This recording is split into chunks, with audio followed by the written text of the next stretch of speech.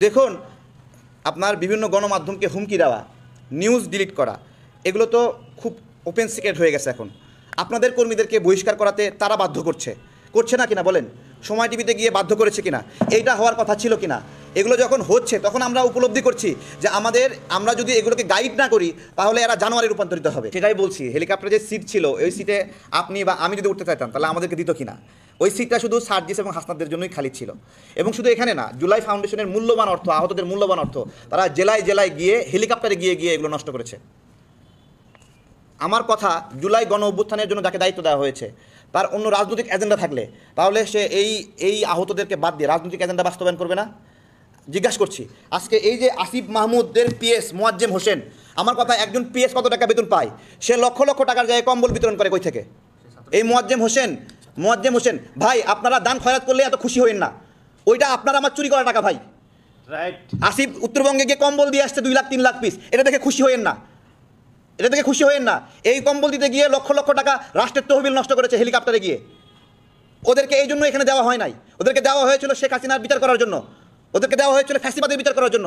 আজকে নাহিদ এসে বলে যে আওয়ামী লীগের তাদের পক্ষ ছিল, ওদের সঙ্গে নাকি ছাত্র দলের যোগাযোগ ছিল না।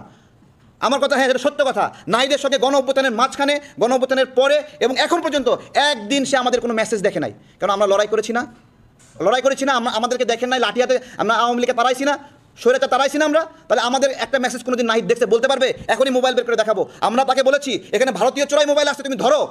আমরা বলেছি ইন্টারনেটের বিল কমাও, তোমাকে এই জন্য বসানো হয়েছে। সেগুলো মেসেজ দেখে না। সে আমাদেরকে জুলাই স্পিড শেখায়। জুলাই স্পিডকে আমাদেরকে শেখাবে? সে যখন বলছে ছাত্র দলের সঙ্গে, শিবিরের সঙ্গে তার কোনো যোগাযোগ হয়নি, সম্পৃক্ত ছিল না, মানে সে বুঝতে যাচ্ছে যে তার সাথে যোগাযোগ হয়নি, তাই এরা আন্দোলনে ছিল না। আমি বলি, তুমি আন্দোলনে বেখেয়াল ছিলা, বেখবর ছিলা। আন্দোলনে যারা রাজপথে আন্দোলন করছে তাদের সঙ্গে তোমার যোগাযোগ ছিল না। তার মানে তুমি মাঠের সংগ্রামটা তুমি জানো না, বোঝো না। তোমরা যদি মাঠের সংগ্রাম বুঝতা, কীভাবে লড়াই করা হয়েছে, কীভাবে আমাদের হাতের উপরে আমাদের ভাইরা মারা গেছে একজন একজন করে, এটা যদি দেখতা, এটা তুমি ফিল করতা, তাহলে আহতদের জন্য তোমরা কান্নাকাটি করতা। আজকে আপনাদেরকে বলি, এই বৈষম্য বিরোধী যে ফোরাম, এই ফোরামটা সবার সর্বজনীন ফোরাম হতে পারতো না?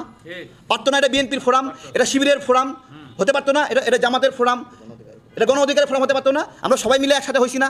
একসাথে না আন্দোলন করলাম, একসাথে মরলাম, একসাথে। ছোট্ট একটা সংগঠন, আমজনতার দল, 7 জন মরে গেছে ভাই। এই সংগঠনের এমন কোনো সদস্য নাই সে আহত হয়নি। একজন সদস্য পাইবে না সে আহত ছাড়া আছে এখানে, প্রত্যেকটা সদস্য। তাহলে আমিও তো বৈষম্য বিরোধী আন্দোলন উচিত ছিল যে এই গণঅভ্যুত্থানের পরে বৈষম্য বিরোধী নামে একটা ফোরাম থাকবে। সেই ফোরামটা সবার ফোরাম, যারা একটা চাপ সৃষ্টিকারী গোষ্ঠী হিসেবে বর্তমান সরকারকে গাইড করবে, পরবর্তী সরকারকে গাইড করবে। কিন্তু এদের রাজনৈতিক অভিলাষের কারণে এরা আজকে এই ফোরামটাকে একটা নির্দিষ্ট গোষ্ঠীর বানায় ফেললো, এবং নির্দিষ্ট গোষ্ঠীর বানায় ফেলে কি করলো? মাহফুজ আলম ঘোষণা দেয় যে ইসলামপন্থীদের রাষ্ট্রকল্প হতে দেবে না। নির্দিষ্ট একটা গোষ্ঠীর বানায় কি করলো? সমকামী, গে, তাদেরকে এখানে আশ্রয় দিল।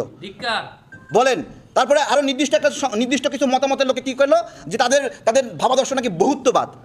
তো তাহলে আমরা আন্দোলন করলাম, সবাই একসাথে আন্দোলন করলাম, ইসলামপন্থীরা, তুমি রাষ্ট্রের ভাবাদর্শ ঢুকে বা বহুত্ববাদ, এটা তো আশা করে না।